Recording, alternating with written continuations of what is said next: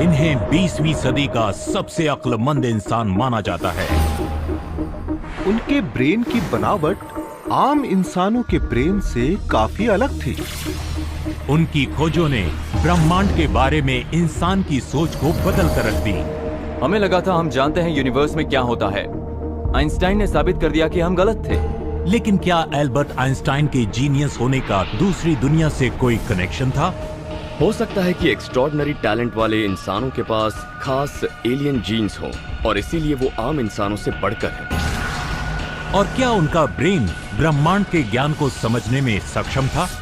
Einstein की theory के मुताबिक टाइम ट्रैवलिंग करके पास्ट या फ्यूचर में जा सकते हैं। भारत में और दूसरे कई देशों में लोग मानते हैं कि अतीत में दूसरे ग्रहों के लोग धरती पर आते थे। क्या ये वाकई सच है? क्या एंशिएंट एलियंस की वजह से ही हमारा इतिहास इतना रहस्यमयी है? और क्या एल्बर्ट आइंस्टाइन के जीनियस होने और अपनी सोच के जरिए दूसरी दुनिया में जाने के पीछे एलियंस का हाथ था? वो कौन थे? वो क्यों आए थे? वो क्या पीछे छोड़ गए? वो कहां चले गए? क्या वो वापस लौटेंगे? Ancient aliens.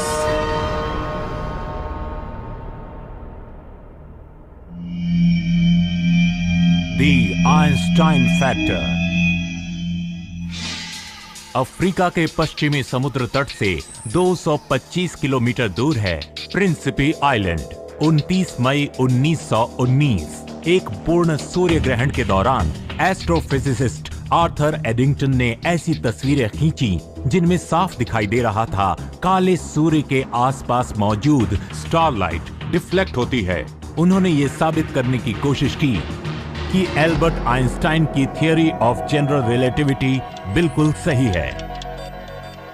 Theory of general relativity कहती है कि लाइट ग्रेविटेशनल फील्ड में बेंड होती है, इसीलिए जब एक्लिप्स सन को ब्लॉक कर देता है तब सन के आसपास के तारे दिखाई देते हैं और लाइट बेंड होती है, तो इसीलिए उनकी पोजीशन उनके एक्चुअल पोजीशन से थोड़ी अलग दिखेगी। आइंस्टाइन बिल्कुल सही थे। उन्होंने जितना प्रेडिक्ट किया था लाइट उतनी ही बेंड होती है। दुनिया भर के न्यूज़पेपर्स में ये हेडलाइन छपी थी कि आइंस्टाइन की थ्योरी 100% सही है। हम जितना समझते थे स्पेस उससे कहीं ज्यादा कॉम्प्लिकेटेड था। एल्बर्ट आइंस्टाइन एक ऐसे शख्स थे जो दुनिया भर में मशहूर थे और उन्हें जीनियस के नाम से जाना जाता था। उन्होंने कई चौंका देने वाली खोज की और आइजैक न्यूटन के लॉ ऑफ फिजिक्स की परिभाषा ही बदल दी थी। उन्होंने एक ऐसा विज्ञान बनाया था जो ब्रह्मांड को और भी बेहतर तरीके से समझ सके। आइंस्टाइन से पहले जो फिजिसिस्ट थे उनके मुताबिक स्पेस बिल्कुल एक सिंपल सी जगह थी जो कभी न बदलती थी न हिलती थी। उसमें कुछ ऑब्जेक्ट्स थे और कुछ इवेंट्स घटते थे। लेकिन आइंस्टाइन का ये कहना था कि स्पेस में जो ऑब्जेक्ट्स और एनर्जी मौजूद है वो स्पेस का शेप बदल सकते हैं, टाइम को मोड़ सकते हैं और स्पेस को बर्बाद या बिगाड़ भी सकते हैं। उनकी थियोरी ऑफ रिलेटिविटी ने स्पेस, टाइम और लाइट के बारे में हमारी सोच ही बदल दी। थियरी ऑफ रिलेटिविटी के पहले हमारी स्पेस को लेकर जो सोच थी वो उतनी ही गलत थी जितनी ये सोच कि अर्थ राउंड नहीं फ्लैट होता है। आइंस्टाइन की थियरी ऑफ रिलेटिविटी ने हमें यूनिवर्स जैसी कॉम्प्लिकेटेड चीज को अच्छी तरह समझाया और हमें सही दिशा दी। एल्बर्ट आइंस्टाइन एक जीनियस थे और वो जीनियस इसीलिए थे क्योंकि उनकी सोच अलग थी। वो चीजों को अलग नजरिए से देखते थे, इसीलिए वो उन एरियाज में प्रोग्रेस कर पाए जिन एरियाज में दूसरे फंस गए थे और आगे के बारे में सोच नहीं पा रहे थे। लेकिन आइंस्टाइन विज्ञान के क्षेत्र में एक के बाद एक इतने महत्वपूर्ण खोज कैसे कर पाते थे? क्या वो बचपन से ही जीनियस थे या उन्हें दूसरी दुनिया वालों ने इन खोजों के लिए चुना था? एल्बर्ट आइंस्टाइन 14 मार्च 1879 में जर्मनी के ओम शहर में पैदा हुए थे। बचपन से ही उन्हें फिजिक्स से संबंधित चीजों को लेकर बहुत जिज्ञासा रहती थी। जब वो छोटे थे उनके डैड ने उन्हें एक कंपास दिखाया था। उस कंपास को देखकर आइंस्टाइन बिल्कुल आश्चर्यचकित हो गए थे क्योंकि एक इनविजिबल फोर्स थी जो कंपास के नीडल को हिला रही थी और उन्हें जानना था वो फोर्स क्या है, कंपास क्या होता है, वो कैसे चलता है। छोटी सी उम्र में ही उनके ब्रेन में हजारों सवाल उमड़ते थे। उन्हें लगता था दुनिया रहस्यों से भरी है और उन्हें उन रहस्यों को सुलझाना है। चीजों को लेकर अपनी जिज्ञासा को शांत करने के लिए उन्होंने फिजिक्स पढ़ा और ज्यूरिख के स्विस नेशनल पॉलिटेक्निक कॉलेज में फिजिक्स की डिग्री हासिल की, लेकिन ग्रेजुएशन के बाद भी उन्हें कोई ढंग की नौकरी नहीं मिल रही थी। वो जो नौकरी करना चाहते थे उन्हें मिल नहीं रही थी। वो फिजिक्स पढ़ाना चाहते थे, इसलिए उन्होंने अपने दोस्त के कहने पर कुछ समय के लिए पेटेंट ऑफिस में नौकरी कर ली। वहाँ पेटेंट्स को स्टडी करने के बाद उनका दिमाग और तेज हो गया और उन्हें उस जॉब में उन चीजों के बारे में सोचने का भी वक्त मिला जिनके बारे में उन्हें बहुत उत्सुकता थी। इसी नौकरी के दौरान एल्बर्ट आइंस्टाइन के साथ कुछ अनोखा हुआ। उन्हें कोई ऐसा तार मिला जिससे वो अपने ख्यालों के जरिए ज्ञान से भरी दुनिया से संपर्क करने लगे।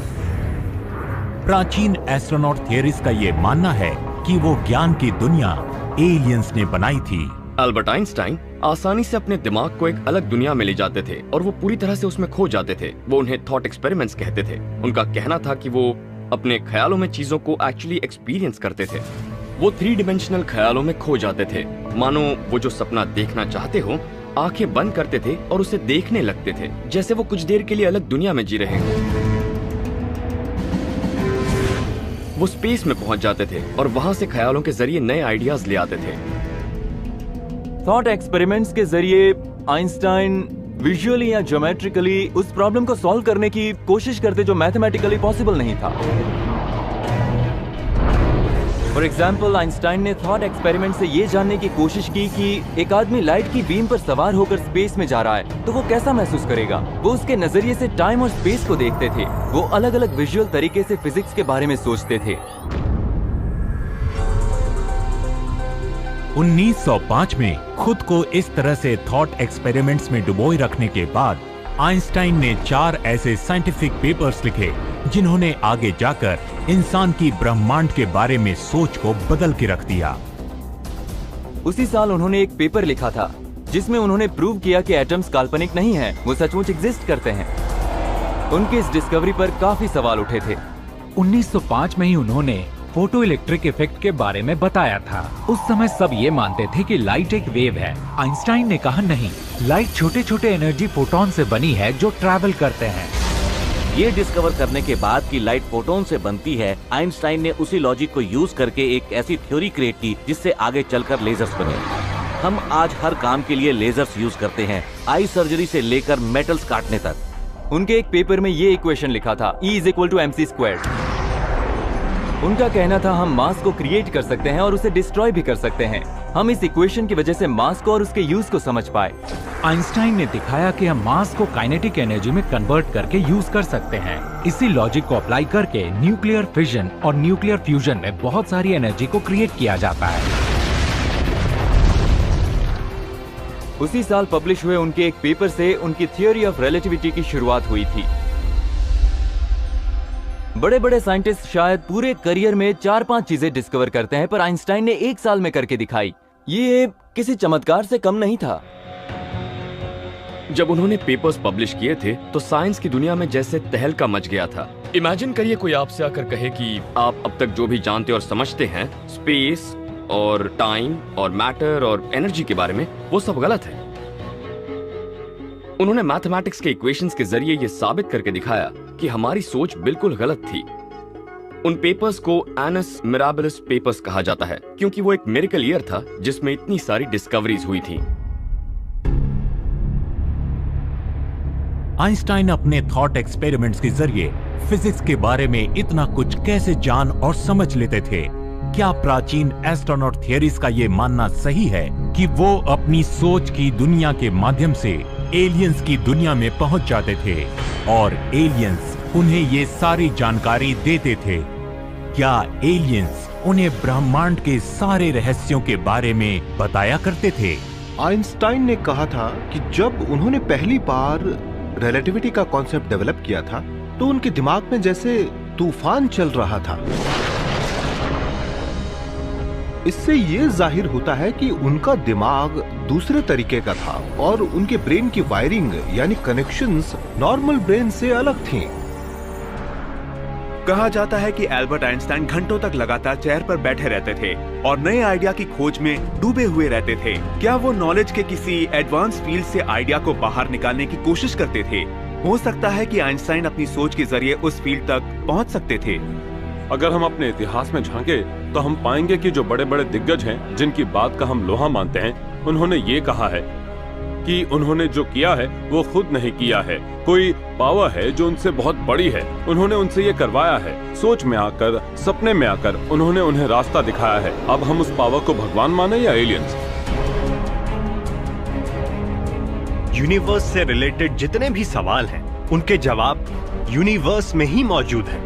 और हो सकता है आइंस्टाइन को स्पेस में जाकर सवालों के जवाब ढूंढने का तरीका मालूम था। हो सकता है कि वो अपनी सोच के जरिए यूनिवर्स में मौजूद नॉलेज तक पहुंच सकते हो, उन्हें वहां जाने की इजाजत हो। उन्हें नहीं पता था उन्हें नॉलेज कैसे मिलती थी, लेकिन हो सकता है उनके सबकॉन्शियस माइंड को पता था। शायद उनकी अंतरात्मा वहां यूनिवर्स में जाती थी और यूनिवर्स से नॉलेज लेकर उनके ब्रेन तक पहुंचाया करती थी।